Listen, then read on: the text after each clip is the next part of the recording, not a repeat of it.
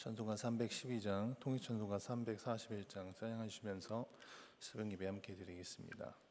찬송가 312장, 통일찬송가 341장입니다.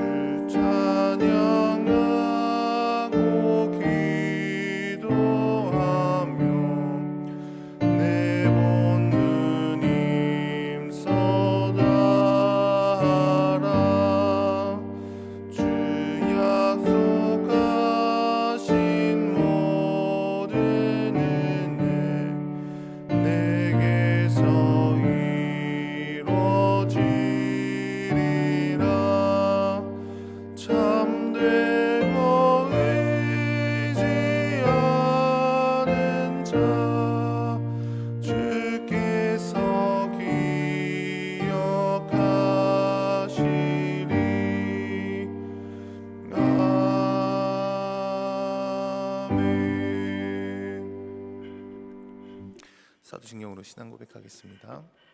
나는 전능하신 아버지 하나님 천지의 창조주를 믿습니다. 나는 그의 유일하신 아들 우리 주 예수 그리스도를 믿습니다. 그는 성령으로 잉태되어 동정녀 마리아에게서 나시고 본디오 빌라도에게 고난을 받아 십자가에 못 박혀 죽으시고 장사된 지 사흘 만에 죽은 자 가운데서 다시 살아나셨으며 하늘에 오르시어 전능하신 아버지 하나님 우편에 앉아 계시다가 거기로부터 살아있는 자와 죽은 자를 심판하러 오십니다. 나는 성령을 믿으며 거룩한 공교회와 성도의 교제와 죄를 용서받는 것과 몸의 부활과 영생을 믿습니다. 아멘. 네, 오늘 함께 나눌 말씀은 마가복음 1장 12절에서 20절 말씀입니다.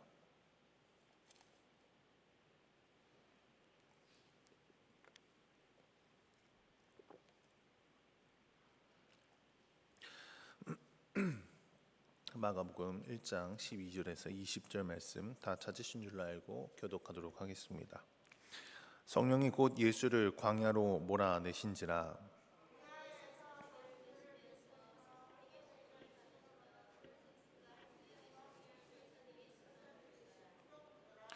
요한이 잡힌 후 예수께서 갈릴리에 오셔서 하나님의 복음을 전파하여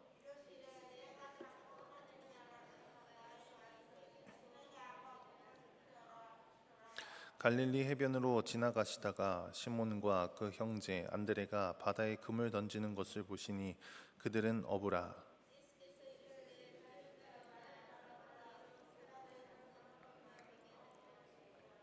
곧 그물을 버려두고 따르니라.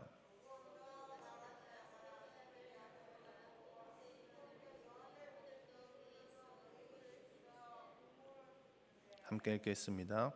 곧 부르시니 그 아버지 세베대를 품꾼들과 함께 배에 버려두고 예수를 따라가니라. 아멘.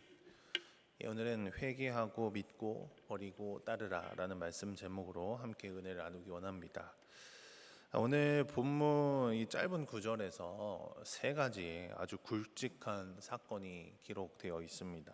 먼저는 예수님께서 광야에서 40일을 금식하시면서 사탄에게 시험받은 일과 갈릴리에 오셔서 하나님 나라 복음을 선포하시며 회개하라, 또 믿음으로 반응하라 이렇게 촉구하는 장면, 그리고 마지막으로 제자를 부르시는 장면이 기록되어 있죠. 이 장면들은 예수님의 공생의 사역의 준비 과정과 그리고 시작, 또 그 사역이 어떻게 이어가는지를 보여주고 있습니다. 먼저 예수님의 공생의 사역의 준비에서 어제 말씀 본문인 이 세례 요한에게 이 죄인들이 받는 회개의 세례를 예수님께서 받으신 것은 예수님께서 이전까지의 이런 사적 생활들을 끝내시고 이제 공적 공생애를 시작하는 선언이기도 하였고, 또 자신의 죄인들과 동질화시켜서 마침내 죄인인 우리를 위한 대속하여 구원하심, 이것을 이루기 위한 사전 작업 그리고 시작이 되었다라는 것을 우리가 생각해 볼 수 있습니다. 또 그렇게 예수님께서 자기 자신을 이렇게 낮춰 말씀을 따라서 이 회개의 세례를 받으실 때에 하나님께서 예수님의 이러한 공생의 시작을 인류를 구속할 메시아 구속자로서 하나님께 인정받았음을 모든 사람들에게 공포하지요. 공식적으로 인정받았다라는 그런 도장이 찍히는 것처럼 말입니다. 그런 다음에 오늘 본문인 광야로 내몰리며 그곳에서 들짐승과 함께 하시고 사탄의 시험을 받으시는 사건이 등장합니다. 예수님의 공생애가 바로 이 영적 전쟁과 같다는 것을 나타내는 한 장면이기도 합니다. 뿐만 아니라 이 광야에서 이 사탄의 시험을 받게 된 것은 좀 중요한 신학적인 의미가 있는데요. 예수님께서 구원자 메시아로서 인간을 죄에서 구속하는 사역을 수행하기 위해서는 태초에 인간을 유혹해 범죄케 만들었던, 타락시켰던 그 사탄과 맞서 이 세계를 지배하고 있는 그를 이제 물리쳐야 하는 과정이 요구되는데, 그것을 하나님께서, 예수님께서 그 과정을 완수하시고 완전한 자격을 얻으시고 또 그 일련의 과정을 지나신 것입니다. 이 과정을 지나서 메시아로서 본격적으로 이제 예수 그리스도의 사역이 소개됩니다.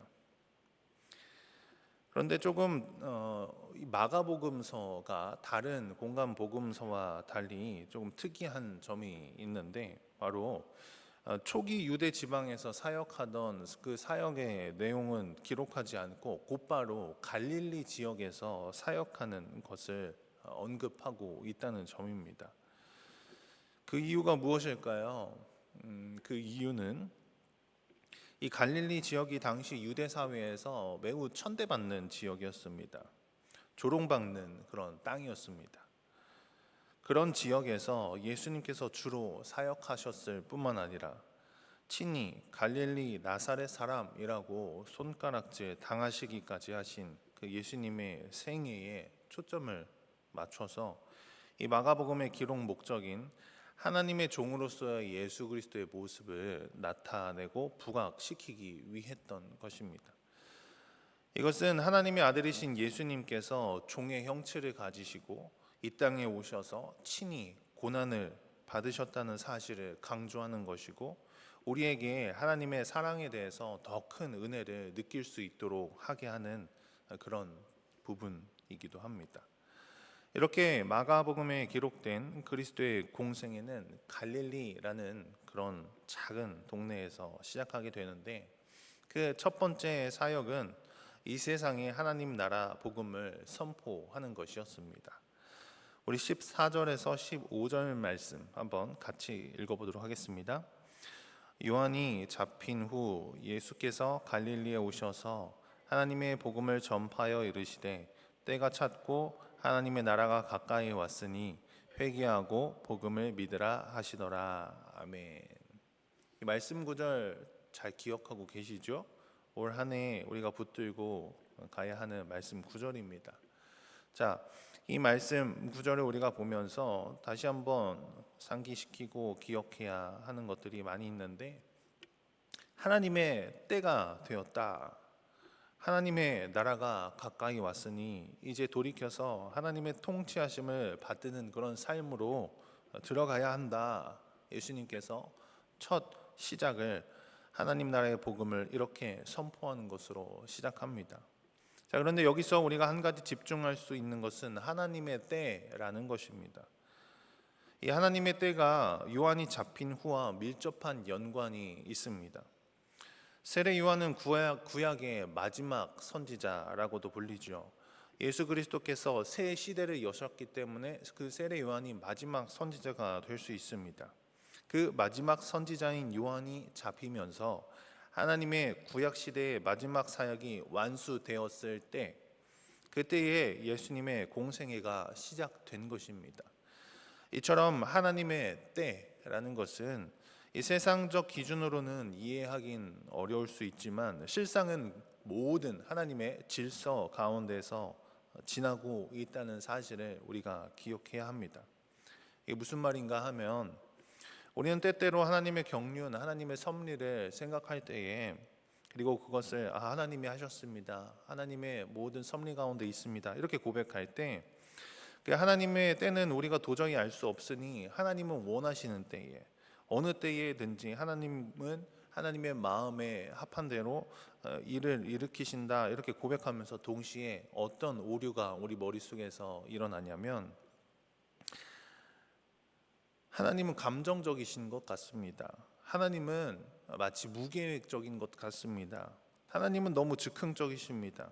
하나님 본인이 원하시는 때에 언제든지 아무 때에든지 그 일을 버리시고 우리 인생에 개입하시는 분인 것 같습니다 라고 오해하기 십상입니다. 그 마음을 은연중에 내비치곤 합니다.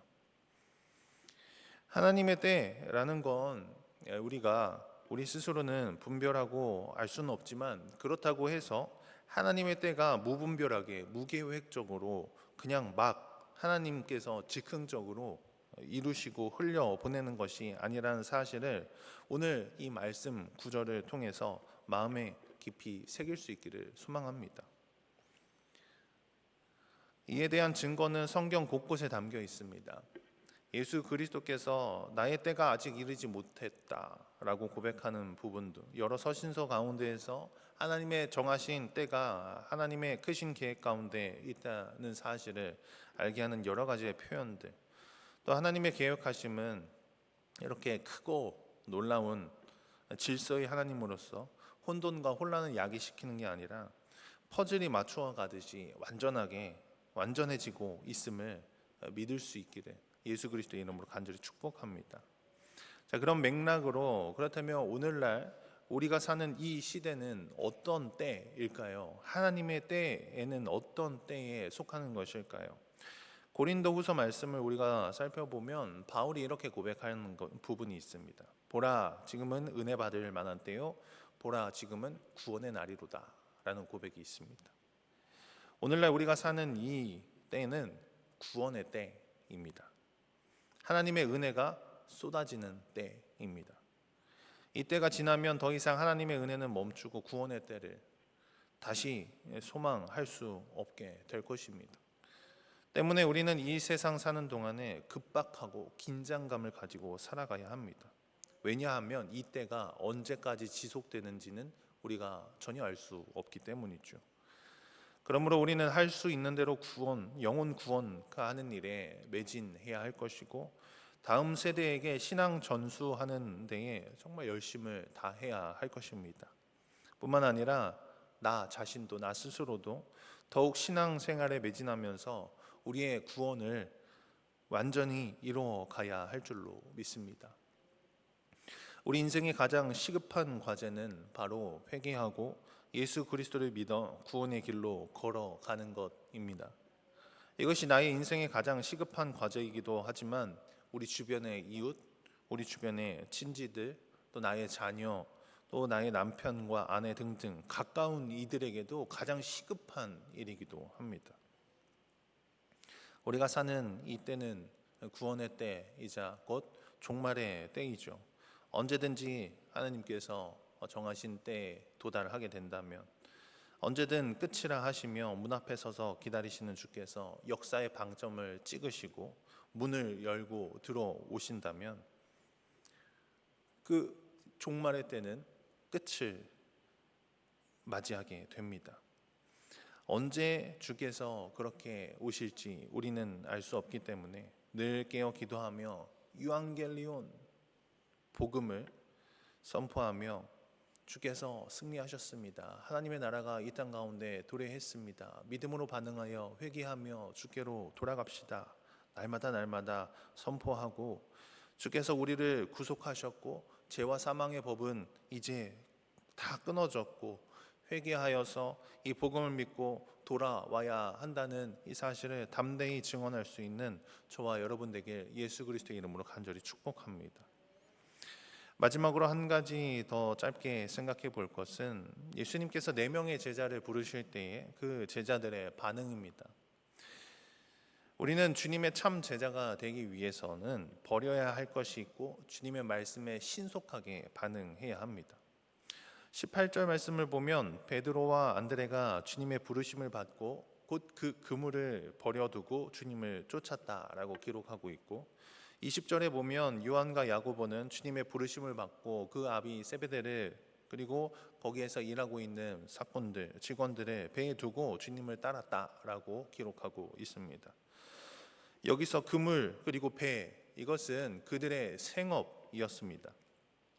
예수 그리스도의 첫 제자들은 자신들의 미래에 대해서 어떤 것도 보장되지 않았음에도 불구하고 자신의 생업을 버리고 주님을 쫓아왔습니다. 엄청난 모험을 한 것이죠. 절대 쉽지 않은 결단이었을 겁니다. 물론 오늘날 우리에게 이 가르침은 문자적으로 적용해서 하나님께서 우리를 부르실 때 우리 모두가 생업을 다 버리고 하나님께로 가야 합니다, 이런 이야기를 하는 것 아닙니다. 우리 모두가 다 가족을 버리고 하나님께로 나아가야 합니다, 이렇게 생각하는 사람은 아마 없을 겁니다. 예수 그리스도께서 공생애를 시작하신 그 당시에는 복음의 긴박한 그 전파를 위해서 불가피하게 이렇게 요구되었던 것이지, 모든 그리스도인들이 오늘날까지도 그렇게 해야 한다는 건 아닙니다.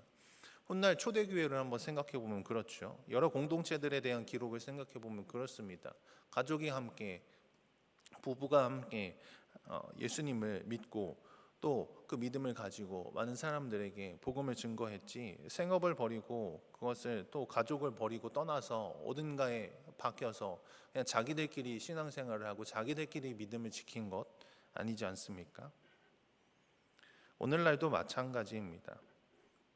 오히려 삶의 일상에 들어가서 돌아가서 그곳에서 빛이 되어서 하나님의 살아계심을 그리고 변화된 자신의 삶을 통해서 나타내고 증거해야 하는 것이죠. 그러나 그렇다고 해서 우리가 버릴 것이 없다는 것은 아닙니다. 그렇다면 우리가 무엇을 버려야 참된 제자로 세워져 갈 수 있는 것일까요? 사실 아주 간단한 질문이죠. 주님을 따르는데 방해하는 모든 것들을 버리면 됩니다. 세속적인 것들, 세상의 신념들, 이런 것들이 주님을 따르는데 방해가 된다면 과감히 버려야 할 것이고, 또 주님을 따라 성령의 열매를 맺는 데 방해가 되는 모든 것들이 있다면 그런 것들을 과감히 내려놓으면 되는 것입니다. 때론 어떤 사람들에게는 물질이라는 것, 돈이라는 것이 하나님을 믿고 따르는데 성령의 열매를 맺는 데 방해가 될 수 있습니다. 복음을 흘려보내는데 그런 물질이라는 것, 소유, 욕, 이런 것들이 방해가 될 수 있습니다. 그렇다면 과감하게 그런 것들을 내려놓을 수 있어야 하는 것이죠. 버린다는 게 어디 그냥 바다에다 던지고 이런 버림이 아니라 흘려보낼 수 있겠죠. 그렇게 하나님의 일을, 하나님의 은혜를, 하나님의 사랑을 나타낼 수 있겠습니다. 이렇게 버리고 베풀고 주께 드려 그 모든 것들에 매이지 않고 오직 주께 매여서 주님의 인도하심 따라 살아가는 것이 진정한 영광을 누리는 예수 그리스도의 참된 제자로 세워지는 유일한 길인 줄로 믿습니다. 그 외에도 주님을 따르는데 방해가 되는 것들이 있다면 설령 그것이 부모이든 설령 그것이 나의 생명이든 언제든지 버릴 수 있는 각오와 결단력을 가지고 살아갈 수 있도록 성령님의 도우심을 구하고 먼저 그의 나라와 그의 의를 위하여 살아갈 수 있는 저와 여러분 되길 간절히 소망합니다.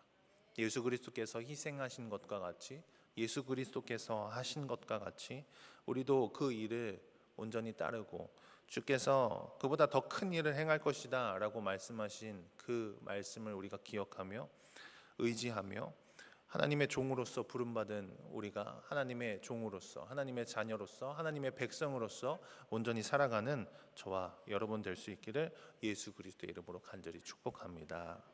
네, 기도하겠습니다. 사랑해 주님 감사합니다.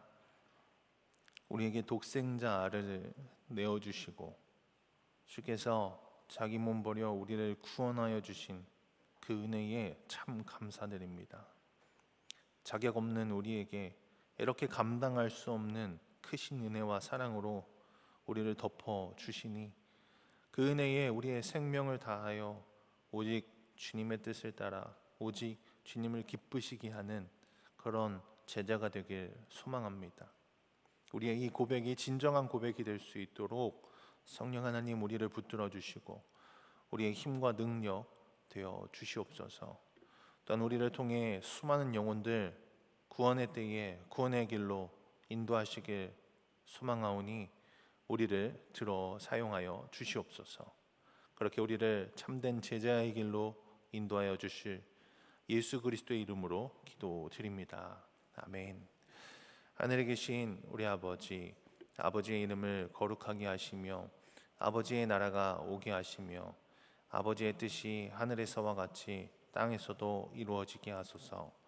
오늘 우리에게 일용할 양식을 주시고 우리가 우리에게 잘못한 사람을 용서하여 준 것 같이 우리의 죄를 용서하여 주시고 우리를 시험에 빠지지 않게 하시고 악에서 구하소서. 나라와 권능과 영광이 영원히 아버지의 것입니다. 아멘. 오늘 말씀을 생각하시면서 우리를 향한 하나님의 선하신 뜻이 있음을 기억하고 주께서 우리에게 베푸신 은혜에 감사함으로 또 우리에게 맡기신 귀한 사명 끝까지 충성되이 감당하는 우리가 되게 하시기를 함께 간구하시고 전쟁 중에 있는 나라들 온 세계 열방을 위해 죽어가는 그 영혼들을 위해서 또 하나님 나라와 주의 뜻을 위해 주의 군사된 우리의 사명을 위해 또 우리나라가 복음으로 통일되고 하나님의 통치하심이 충만한 나라가 되게 하시기를 간구하여 주시고 온 교회가 사랑으로 하나됨과 또 우리 교회의 리더로 세워주신 담임 목사님의 영육 간의 강건함을 위해서 또 명절 기간 오고 가는 발걸음 지켜주시고 각 성도가 모인 곳에서 하나님의 영광을 나타내게 하시기를 또 지혜와 능력 주시기를 함께 중보해 주시고 교회 안에 환우들과 슬픔 중에 있고 고통 중에 있는 성도님들을 위해서 또 각자 들고 온 간절한 기도 제목을 놓고 주님의 이름 크게 부르짖으며 함께 기도하겠습니다. 주여 아버지 우리에게 은혜를 베푸시고 우리에게 사랑을 더하여 주셔서 죄 가운데 멸망할 수밖에 없는 우리를 이 구원의 자리, 이 영광의 자리, 이 기쁨의 자리로 인도하셔서 정말 감사드립니다. 우리가 날마다 이 사실을 마음에 새기고 기억하고 묵상하며 주께서 우리를 향한 무한한 사랑을 베풀고 계심을 우리가 날마다 붙들고 의지할 수 있게 간절히 소망하오니 그 붙든 손 놓지 않고 오직 주님의 그 선하신 뜻 가운데 거하며 살아갈 수 있는 저희들의 인생 될 수 있도록 주님 역사하여 주시옵소서.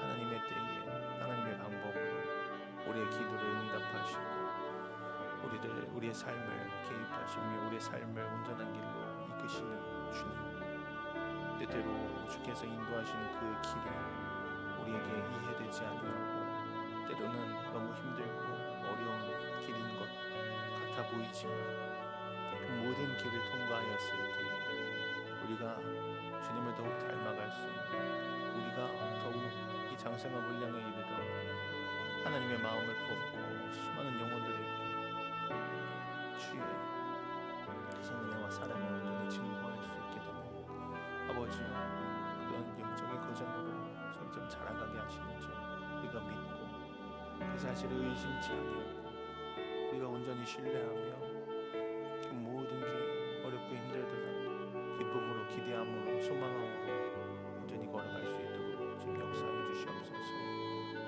또한 아버지, 주께서 정하신 그 때가, 주께서 장세전부터 계획하신 모든 섭리 가운데, 모든 경륜 가운데 있음을 우리가 믿음으로 고백하게 하여 주셔서 우리의 이 부족하고 연약한 시각으로 하나님의 뜻을 재단하는 그런 교만 가운데 있지 않게 하시고 겸손함으로 오직 주께서 인도하시는 그 모든 길을 믿음과 신뢰함으로 또 주님의 크신 사랑과 은혜를 우리가 기억함으로 그 가운데서 하나님의 뜻과 그 가운데서 하나님의 선하신 계획하심이 있음을 우리가 전심으로 믿음으로 고백하며 믿고 따를 수 있는 저희들의 삶 될 수 있도록 주님 도와주시옵소서. 우리가 주님을 오해하도록, 우리가 주님을 미워하도록 이 세상 약한 세력들은 우리를 힘들고 흔들고 유혹하지만 그런 모든 것들이 우리가 흔들리지 아니할 수 있도록 주께서 보호하여 주시고 오직 성령 하나님 더욱더 우리가 의지하여서 주께서 인도하시는, 주께서 부어주시는 그 깨달음과 주께서 주시는 크신 그 믿음 가운데 우리가 온전히 반응하여서 이 땅 가운데에서 하나님의 사랑과 하나님의 군사로 온전히 살아갈 수 있도록 주께서 역사해 주시옵소서. 아버지, 우리가 이제 살아가는 이 땅 가운데에서 하나님의 뜻이 나를 통하여 온전히 증거되어지길 소망합니다. 또 나를 통하여 수많은